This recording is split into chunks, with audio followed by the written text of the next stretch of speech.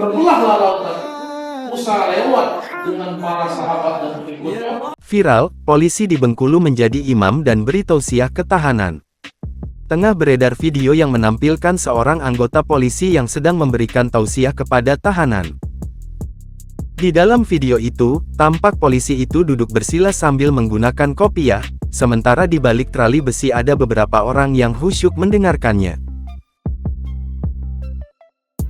Dilansir dari Instagram @polres_kota_Bengkulu, diketahui bahwa sosok polisi itu bernama Bribka Hamzah Mardiansyah, seorang Babin Kamtibmas di Polsek Gading Cempaka.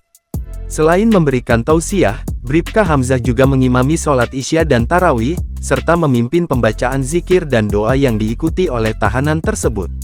Hal tersebut merupakan inovasi dari Polresta Bengkulu yang bertujuan untuk menyentuh hati para tahanan yang beragama Islam.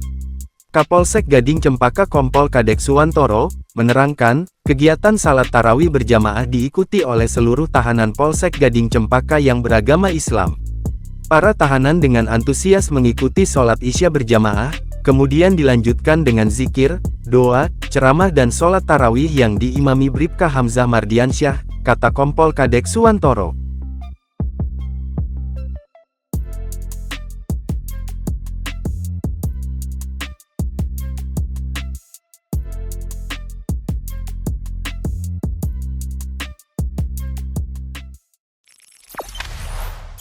Jangan lupa subscribe, share, komen, dan like ya.